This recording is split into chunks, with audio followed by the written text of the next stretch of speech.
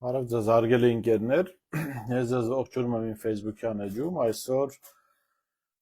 հունիսի 5-ն է, նախընտրական քարոզարշավի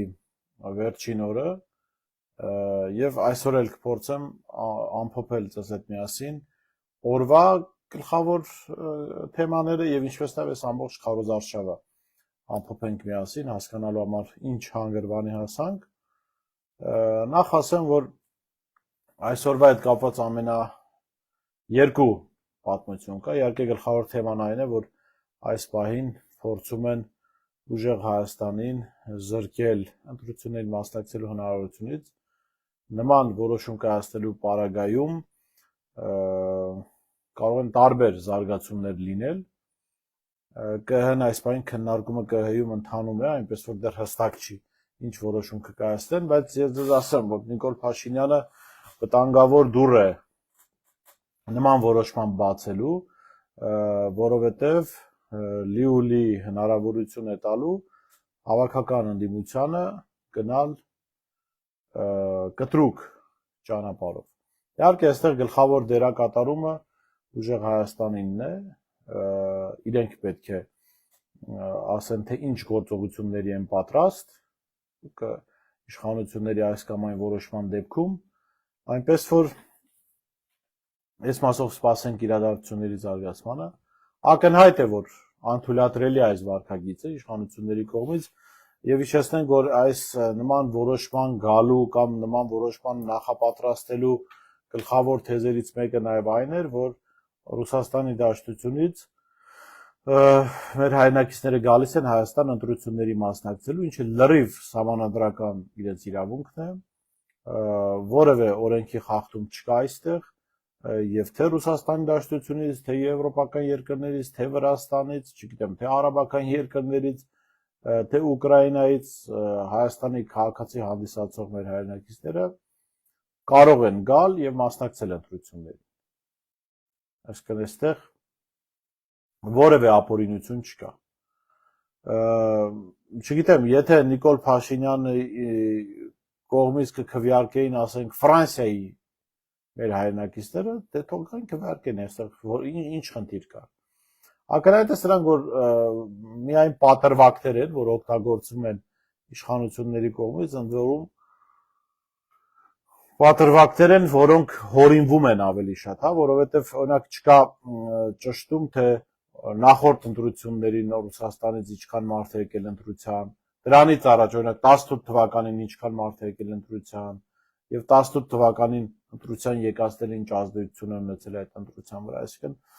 չկա կոնկրետ հիմնավորում, թե ինչու այս ընտրություններին Հայաստանի քաղաքացիները չեն կարող գալ ու քվեարկել իրենց ուզած ուժի օգտին։ Ընդ որում, այս ընթացքում ես տասնյակ դեպքեր եմ տեսել, երբ Ռուսաստանի Դաշնությունում բնակվող մեր հայրենակիցները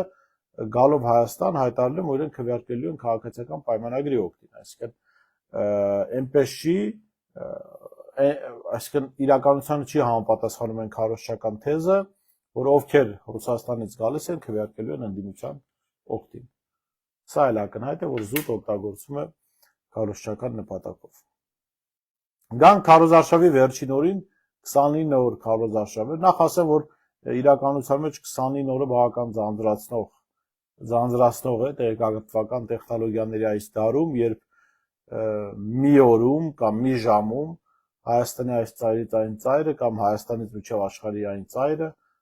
կարելի է տեղեկանալ հնարավոր բոլոր իրադարձություններին, որոնք տեղի են ունենում հենց այդ պահին կամ դրանից առաջ կամ դրանից հետո, երբ պետք է տեղի ունենան։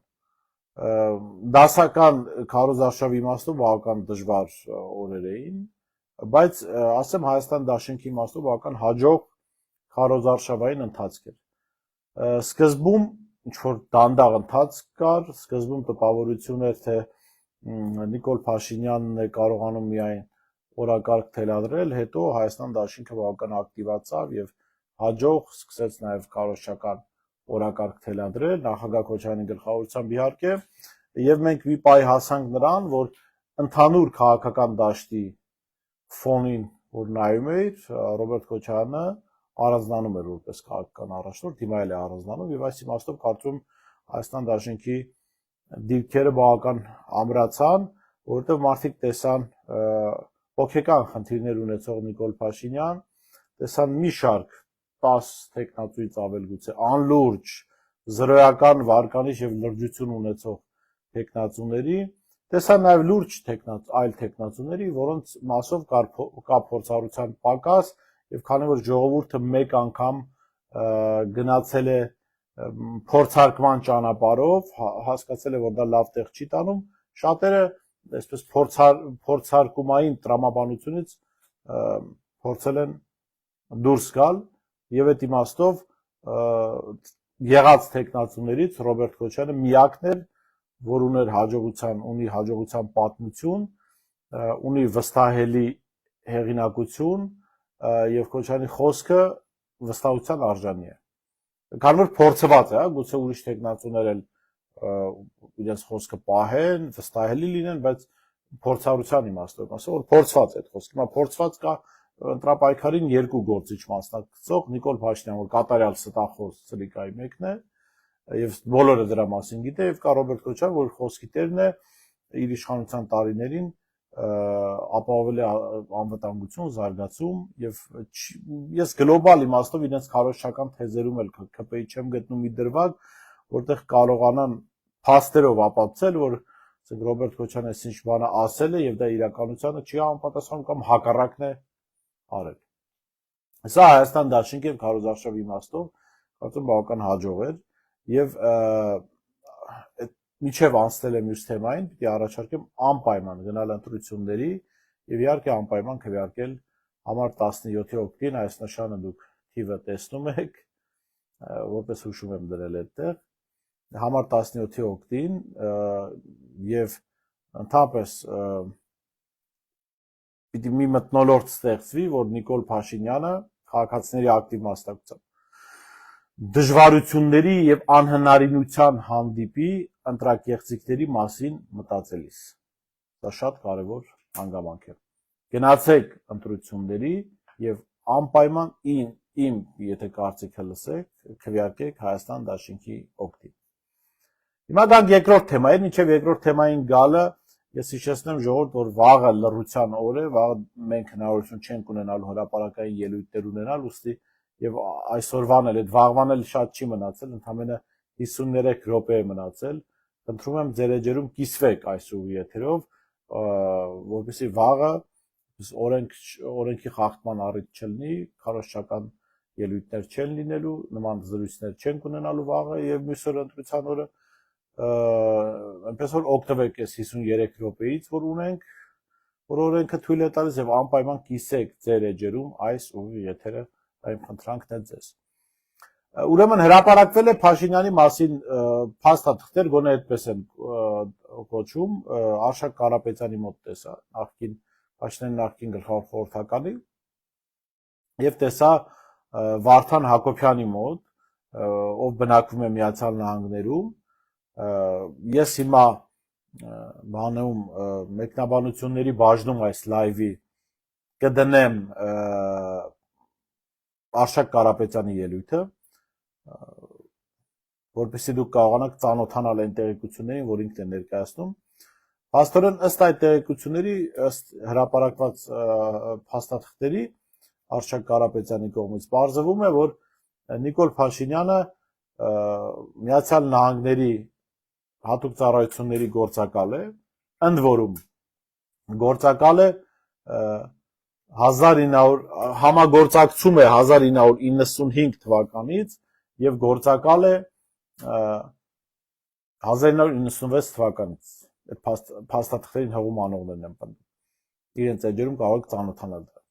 Ինչն է նաեւ հետաքրքիր, ուրեմն Միացյալ Նահանգների դեսպանը Մարի Յովովիչ կարծեմ իր զեկուցագրում գրելով Փաշինյանի մասին առանձնահատուկ գրում է, որ Նիկոլ Փաշինյանը անասնական թուլություն ունի փողի նկատմամբ։ Եվ նշում է, որ Փաշինյանի հետ ամեն հանդիպումը իրենց վրա նստում է $300-ից $500։ Խոսքը 90-ականների մասին է, սիրելի ժողովուրդ։ Դա բավական լուրջ գումար էր։ Ընդ որում, այդ զեկուցագրում եւ ամերիկացիների կողմից հրապարակված փաստաթղթում նշվում է նաև այն իրողությունը, որի մասին մենք գիտենք, այն է, որ ֆինանսական հարցերով գլխավոր դերակատարը Փաշինյանների ընտանիքում Աննա Հակոբյանն է։ Կարող եք ծանոթանալ տեսանյութին Արշակ Կարապետյանի իր էջում վստահ եմ նաև փաստաթղթերը հրապարակված կլինեն։ Հիմա փորձեմ նաև Վարդան Հակոբյանի էջից գտնել դա, ներողություն։ Վարդան Հակոբյանը, ասացի արդեն, բնակվում է Միացյալ Նահանգներում, ժամանակին բանի նախախորհրդարանի անդամ էր, հիմա չգիտեմ ճիշտ ասած, հանդիսանում է այդ կառույցի անդամ թե ոչ։ Խնդրում եմ միջև ես գտնեմ դա, ակտիվորեն տարածեք այս լայվը, շատ կարևոր է նաև այս քննարկմանը ծանոթ լինել։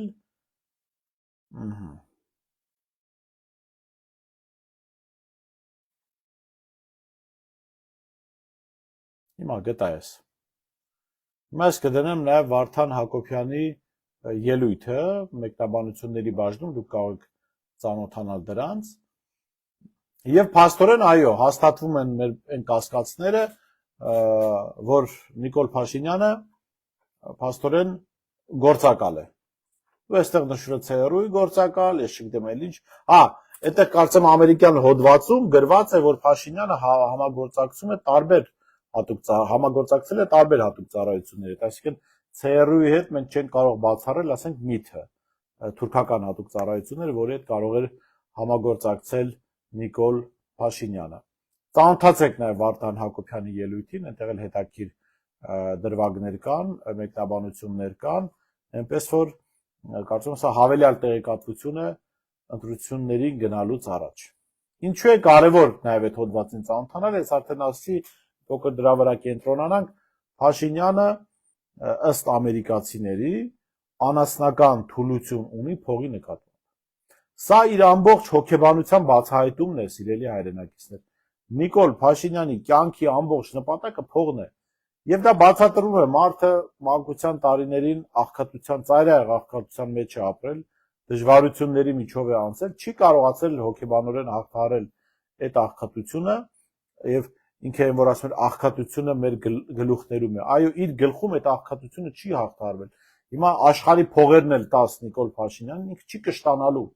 Ինչպես չի կշտանում աշխարհի ուտելիքներից։ Դուք այս քարոզարշավի ընթացքում հատկապես տեսաք, որ ուղղակի Փաշինյանը, գիտեք, կենթանիների հետ չեմ էլ ուզում համեմատել, որովհետև կվիրավորեմ կենթանիներին, աշխարհի բոլոր կենթանիները, գիշատիչ կենթանիներից մինչև, չգիտեմ, խոտակեր կենթանիները ուտում են այնքան ժամանակ, քանի դեռ չեն կշտացել։ Երբ իրենք կշտանում են, այլևս չեն ուտում։ Ավելին գիշատիչ կենթանիները որսի դուրս չեն գալիս,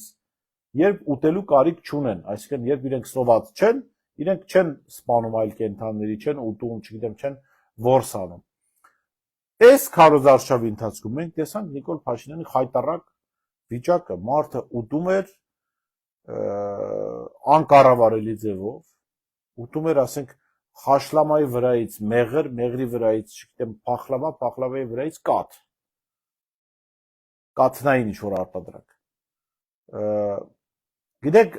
իհարկե կարելի է չկենտրոնանալ սրա վրա, բայց սա էլ հոգեբանորեն ցույց է տալիս այս մարդու էությունը, այն ամերիկացիների իրենց զեկուցագրում գրած, որ անասնական թուլություն ունի փողի նկատմամբ, ասում են ինքը անասնական թուլություն ունի նաև ուտելու նկատմամբ։ Ուտելու եւ փողի նկատմամբ որկրամոլ եւ որպես աստված մամոնային ունեցող մարդը չի կարող բարիք ստեղծել, ժողովուրդ, բոլոր կրոններում դա արձանագրված է, այսինքն գոնե աբրահամական կրոններում դա հստակորեն արձանագրված է։ Որկրամոլությունը մեղք է։ Այսինքն մարդը իր ֆիզիկական այդ ցանկությունները չի կարողանում կառավարել։ Փողասիրությունը, այդ փողապաշտությունը մեղք է։ Եվ Փաշինյան փաստորեն եւ որկրամոլ է, եւ փողապաշտ, բացի մնացած արատներից։ Սա էլ այնտեղ օրինակ Վարդան Հակոբյանը հետաքրքիր հարց է տալիս, թե ինչու են ամերիկացիները հիմա հրապարակում այդ փաստաթղթերը, ես չեմ կարող այդ հարցին պատասխանել ինչու են հիմա հրապարակում, բայց ակնհայտ է, որ ինչ որ պատճառ ունեն դա հրապարակելու։ Ուրեմն գանք նրան, որ ուժեղ Հայաստանին արգելում են մասնակցել ընտրություններին։ Սրա մասին խոսեցինք, դեռ փորձենք հասկանալ ինչ որ տեղեկություններ կան, թե ոչ։ Ուրեմն դատախազությունը դիմել է ԿԸՀ ուժեղ Հայաստանի գործով տեխնացուների գործով։ Ահա։ Հիմա եկեք տեսնենք։ Ինչ է ասվում այստեղ։ Դատախազությունը ԿԸՀ դիմումներ է ներկայացրել ուժեղ Հայաստան կուսակցության պատգամության մի շարք տեխնացուների նկատմամբ գրգործեր հարուցելու եւ ազատություն ձեռքելու համաձայնության տալու վերաբերյալ։ Դրանք են Վահե Թավաքալյանը, Հայկ Ավագյանը, Վահե Եղազարյանը, Սասուն Բադոյանը, Աշոտ Սահակյանը, Արթուր Աբրամյանը տեղեկանում են ԿԸՀ կայքից։ Հիշեցնենք ԿԸՀ-ն արտահայտist է անցկացնում ուժեղ Հայաստանին ընտրություններին մասնակցության գրանցում ուժի կորցրած ճանաչելու մասով։ Դեռ ընթանում են իստը։ Ես կուզեմ հարգելի ընկերներ նաև լսել ձեր կարծիքները մեկնաբանությունների բաժնում, կխնդրեմ գրեք, հիմա ես կփորձեմ նաև ընթերցել ձեր կարծիքները։ Ինչ եք կարծում, ինչ պետք է անի ընդդիմությունը, եթե ուժեղ Հայաստանին զրկում են ընտրություններին մասնակցելու հնարավորությունից, ինչ պիտի անի ուժեղ Հայաստանը եւ ինչ պետք է անեն մյուս ընդդիմադիր ուժերը։ Սա կարևոր հարցադրում է, որովհետև տեսեք, տարբեր կարծիքներ են հնչում, նկատենք, որ այս պահին այլևս հնարավոր չէ, այսինքն դուրս գալ ընտրական պայքարից այն իմաստով, որ քվեաթերթիկները մնալու են եւ եթե մարդիկ գնան ընտրության, այդ քվեաթերթիկները լինելու են, այսինքն հնարավոր չէ, ինչպես Տիգրան Ուրիխանյանի կուսակցությունը արեց, հայտարարեն, որ դուրս են գալիս ընտրապայքարից եւ իրենց համարը դուրս գա, իրենց քվեաթերթիկը դուրս գա ընտրապայքարից։ Այս խնդիրը կա, այսինքն այդ հնարավորությունը ընդդիմությունը այլևս չունի։ Եթե անգամ հայտարարեն, որ չեն մասնակցում ընտրություններին, միևնույնն է, հասարակության ինչ-որ զանգված քվեարկելու է եւ իրենք չեն կարողանալու իրենց քվեաթերթիկները հանել ընտրապայքարից։ Այնպես որ կուզեմ ձեր կարծիքը լսել այս իմաստով, ինչ որ իմաստով նաեւ հանրային տրամադրությունների ուսումնասիրություն կլինի, կխնդրեմ ակտիվ լինել, գրեք ձեր կարծիքը, ովքեր այս բանին լսում են, ինչ եք կարծում, ինչ պիտի անի ուժեղ Հայաստանը եւ ինչ պետք է անի ընդդիմությունը, հավաքական ընդդիմությունը, եթե ԿԸՀ-ն որոշում է ապօրինաբար զրկել ուժեղ Հայաստանին ընտրություններին մասնակցելու հնարավորությունից։ Սա շատ կարևոր հարց է, որի վերաբերյալ ձեր կարծիքները լսելը իհարկե կարևոր է։ Ուրեմն ասեմ, որ ես երեք հրապարակել էի մի փաստաթուղթ, որը ինձ էր հասել ՔՊ-ի շտաբից, ըստ այդ փաստաթղթի քաղաքացիական պայմանագիրը պարտվում է հավաքական ընդդիմությանը եւ սրանով կարող է բացատրվել նաեւ իշխանության այս հիստերիկ վարքագիծը։ Դուք այդ փաստաթղթին կարող եք ծանոթանալ իմ տելեգրամյան ալիքում Բորիս Մուրազի։ Ես խնդրեմ նաև բոլոր նրանց, ովքեր չեն բաժանորդագրվել, անպայման բաժանորդագրվեն, որպեսզի հետևեն։ Կան տեղեկություններ, որոնք Facebook-ում չեմ դնում, դնում եմ միայն Telegram-ում, որովհետև Facebook-ում գիտեք, ուղղակի խայտառակ իրավիճակ է, խոսքի ազատության իմաստով, այդ դանչոների, մնացած նման կենթանիների ակտիվ բողոքների պատճառով դժվար իրավիճակ է ստեղծում։ Ուրեմն այդ փաստաթղթի հիման վրա ստացվում է այս պատկերը։ Քաղաքացիական պայմանագիրը 32.5%, ուժեղ Հայաստանը 23.4%, Հայաստան դաշինքը 15.1%, Բարգավաճ Հայաստանը 6.3%, այլ ուժեր անցողիկ շեմը չհաղթահարող այս տվյալները առանձին ֆայլով, իրենց ներքին փաստաթղթերի մասին, 22%, 22.7%, ուրեմն Փաշինյանի որևէ սատելիտ ուժ չէր անցնում խորհրդարան եւ եղած տվյալների իման վրա ստացվում էր այսպես. Նիկոլ Փաշինյան կամ քաղաքացիական պայմանագիր 32.5%, հավաքական ընդդիմություն 44.8%, միայն արկա ձայներով, եթե այդ փոշիացող ձայներն էլ միավոր գումարեինք, ապա ընդդիմությունը կստանա 50+1% ձայն։ Սա շատ կարևոր է սրա մասին եւս կարևոր է տեղեկանալ, որովհետեւ սա ինչ որ իմաստով նաեւ բացատրում է այսօրվա իշխանությունների շատ հիստերիկ վարքագիծ է։ Մինչև դուք փորձեք ձեր կարծիքները գրել, եթե ունեք այդպիսիք, թե ընդդիմությունը ինչ պիտի անի, ասեմ, որ այսօր Հայաստան Դաշինքի նաև վերջին միջոցառումներ, շատ գեղեցիկ միջոցառում Դինամո բանում համալիրում կազմակերպված, եւ ես տեսա, որ օգտատերերն էլ էին նկատել, աստոր մենք առաջին անգամ Ռոբերտ Քոչարյանին տեսանք բավական հուզված, երբ Լևոնը Քոչարյան ելույթ ունեցավ, շատ հետաքրքիր դրվագ էր, Վահեի մոտ տեսա Աղաջանյան, ես չէի ֆիքսել այդ դրվագը, բայց շատ գեղեցիկ պատկեր էր, իրականում, գիտեք, ես կարծում եմ այս ընթացքը ամենադժվարը, հատկապես 2018-ից հետո, հատկապես 20 թվականից հետո, պատերազմից հետո ամենադժվար տանողը Ռոբերտ Քոչարյանն է, երկրորդ նախագահ, որովհետև աստոր մարդը կանգնած է ինքը, նաև մի շարք այլ մարդիկ, կանգնած է եղել Հայաստանի եւ Արցախի հիմնադրման անկախության, ազատագրության ակունքներում եւ 10 տարի կառավարել է Հայաստանը, թողել լավ արդյունքներով պետություն, կարծելով, որ շարունակականությունը կապահովի, Արցախի անվտանգությունը կապահովի, բայց ի վերջո 18-ին իշխանությանը եկել մարդ, որի իր ընկերների, մեր հազարավոր այլ հայրենակիցների կյանքի ամբողջ ձեռքբերումը, որպես ազգային պետական գործիչների ձեռքբերումը ուղղակի ջուրը գցեց, առանց ով քաշելու եւ ես կարծում հատկապես այդ գործիչների համար դժվար է այս իրավիճակին շատ հանգիստ նայել, որովհետեւ այո, իրենց կենսագրության զգալի մասը հենց այս ամենի մասին էր, կամ սրա հակառակի մասին էր, Արցախի եւ Հայաստանի անկախության, ազատագրության, անվտանգության ապահովման մասին։ Ընկերներից մեկն էլ ուղարկել էր Արշակ Կարապետյանի ելույթը, տեսել եմ հարգելի ընկեր, հենց այլ կիսվեցի փաստորեն իմեջում։ Ես ասեմ, ի սկզբանե այնպես չի, որ շատ բացառիկ վստահություն ունեմ Արշակ Կարապետյանի նկատմամբ, ինչու։ Տեսեք, այսօր մարդը այդ նույն ելույթում խոսում էր մարտի 1-ի մասին, ասելով, որ փաստորեն ամերիկացիների թղթերում գրվում էր, որ մարտի 1-ին Փաշինյանը փորձել է ապաստան գտնել ամերիկյան դեսպանատանը եւ անվստահելի եղքելի կերպար է Նիկոլ Փաշինյանը, բայց նկատենք, որ Արշակ Կարապետյանը այն միակ զինվորականն էր, որը 2018-ից հետո ցուցմունք տվեց 10 տարի իր գերագույն գլխավոր հրամանատարը եղած Ռոբերտ Քոչարյանի դեմ,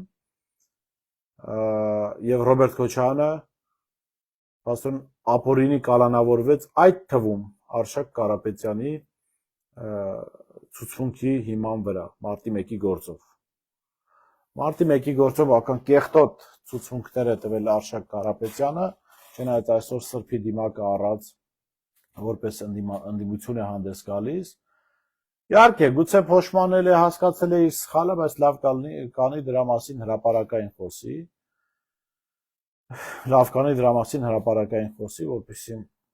մարդիկ հասկանան, որ ինքը հասկացել է ինչ սխալ է արել։ Եվ գոնե մարտի 1-ի մասին չխոսի, որովհետև մարտի 1-ի գործը հնարավոր է եղել կարել իր ցուցմունքի հիման վրա, սիրելի հայրենակիցներ, սա չպետք է մոռանալ։ Հիմա լավ վատ է, որ ես լավ հիշողություն ունեմ, բայց նաև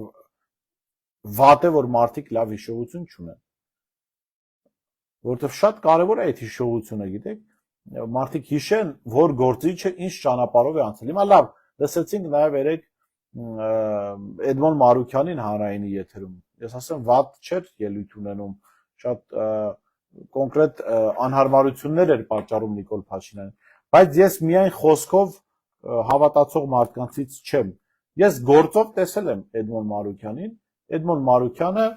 մինչև Արցախի հայաթափումը մաս է եղել այս իշխանության, եւ Էդմոն Մարուքյանը այն գործիչն էր, որ հայտարարում էր, որ Արցախի պետական ինստիտուտները չպիտի գործեն Հայաստանում, որ դա Հայաստանի անթույլատրելի է, Հայաստանի տարածքում գործեն Արցախի պետական որևէ ինստիտուտ գործի։ Եվ այսօր Փաշինյանը այդ գիծն է տանում, երբ Արցախի ներկայացության շենքը խլում են Արցախից, արցախցիներից։ Իհարկե, այսպես չեղած տեղը քյալամնելա միրգ տրամաբանության մեջ ավելի իհարկե ընտրեք Էդմոն Մարուքյանին, քան Նիկոլ Փաշինյան, որովհետև Նիկոլ Փաշինյանը կոնկրետ գտնում է իշխանության ղեկին եւ կոնկրետ պարտավորություններ է ստանձնել Ալիևի մոտ, բայց ես խորհուրդ կտամ ընտրեք համար 17-ին Ռոբերտ Քոչարյանին, մեր թիմին,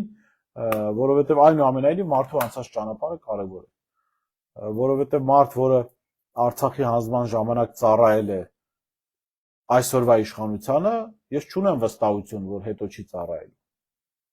հետո նույն գործին չի լծվելու, այնպես որ այս իմաստով կարծում եմ եւս կարևոր է հետևել, թե մարդիկ ինչպիսի քաղաքական ճանապարհ են անցել, շատ կարևոր է ժողովուրդ, որովհետև այդ անցյալը միայն անցյալ չի, անցյալը ապագայի մասին է, թե ինչպես է իրեն դրսևորելու մարդը, ասենք, երբ մենք նայում ենք, ասենք Ռոբերտ Քոչարյանի անցած ճանապարհին, մենք գիտենք ճգնաժամային պահերին ինքը հարվածը իր վրա վերցնելու է եւ սպասարկելու է պետության շահը։ Եվ այդ անցյալը շատ կարեւոր է հասկանալ ապագայում Ռոբերտ Քոչարյանը ինչպես է գործել։ Եվ մյուս գործիչների մասով էլ։ Հիմա նույնը Նիկոլ Փաշինյանի մասով, երբ որ տեսել եք մարդը դավաճանել է Հայաստանի շահերը, Արցախը սկզբում հայտարարում էր իր հայրենիք, ասում էր մեր ինքնությունն է, մեր առանց Արցախի չի կարող գոյություն ունենալ Հայաստանը, հետո հանգիստ առանց ով քաշելու Արցախը հանձնեց, ասեց Արցախը թոք էր Հայաստանի վզին։ Ով ասեց, որ այս մարդը չի ասելու, ասենք մի տարի հետո, որ Սյունիքը թոք էր Հայաստանի վզին։ Ես վստահ եմ, որևէ խնդիր չի ունենալու դա ասելու, այսինքն դրա համար մարդու անցած ճանապարհը շատ կարևոր է։ Շատ կարևոր է։ Ինչու են ցանկացած ընկերություն, որը աշխատակից է ընդունում, ասում են CV գրիր, տեսնենք ինչ ճանապարհ ես անցել։ Հետո նաև այն ընկերություններում, որտեղ մարդը նախկինում աշխատել է, այդտեղից երաշխավորագրեր են ուզում, կարծիք են ուզում, որ հասկանան, այս ինչ ձևի աշխատողը, որ հասկանան իրենք ում են վստահում, ում են աշխատանքի նշանակում։ Հիմա նույն իմաստով էլ դուք նայեք գործիչների անցած ճանապարհը, այդ անցած ճանապարհը շատ կարևոր է։ Շատ կարևոր է։ Ուրեմն մի այլանդակ դեպք էր եղել այսօր, սրա մասին էլ կուզեմ խոսել, չնայած առանձին թեմա չէի նշել։ Քաղաքացիական պայմանագրի աջակիցը բեռնատար մեքենան կամ մինի ավտոբուս էր ավելի շուտ։ Ավտոբուսով մխրճվել էր Բարգավաճ Հայաստան կուսակցության բանի քարոզություն իրականացնողների այդ խմբի մեջ եւ մի քանի վիրավորներ տեղափոխվել են հիվանդանոց։ Սա այդ մարդը իհարկե հանցագործ է ու այդ մարդը պիտի պատժվի, բայց մյուս կողմից չմոռանանք, որ այս ատելության մթնոլորտը բերել է Նիկոլ Փաշինյանը։ Եվ այդ ատելության մթնոլորտը գեներացնողի պատճառով է, որ այդ քաղաքացին որոշել է, որ կարող է ընդդիմադիրների խմբի մեջ մխրճվել ու մարդկանց գցել մեքենայի տակ։ Երբեք նման իրավիճակ չի եղել աբսուրդային։ Ու այս ամեն ինչը անում են սրտիկների, չգիտեմ, մենք ձեզ սիրում ենք այդ կոչերի տակ։ Ավարտելով ելույթս, ասեմ սիրելի ժողովուրդ, վաղը սկսում է լռության օրը, անպայման գնացեք ընտրության, անպայման քվեարկեք ընդդիմադիր ուժերի, ես առաջարկում անպայման քվեարկեք Հայաստան Դաշինքի օգտին, օգտեք հավաքական ընդդիմությանը, գիտեք առանց ժողովրդի քվեարկության շատ բաներ հնարավոր չի լինելու անել։ Գնացեք, օգնեք ընդդիմությանը ստանալ ավելի շատ ձայն, քան քաղաքացիական պայմանագիրը եւ պահանջեք ընդդիմությունից ազատվել Նիկոլ Փաշինյանից։ Լավ մնացեք, ձեզ ուրախ հանգստյան օրեր եմ մաղթում, դեռ ոչ քարոզչական տրամաբանության մեջ, բայց Կիրակի օրը կհանդիպենք ընտրության օրը, այդ օրը օպերատիվ կապ կպահենք, որպեսզի մեր հայրենակիցները կարողանան ծանոթանալ իրավիճակին։ Կիսվեք այս ուղիաթերով ձեր էջերում, ընդամենը 31 րոպե մնաց, որ օրենքը արգելի քարոզչություն իրականացնել։ Լավ մնացեք, կհանդիպենք։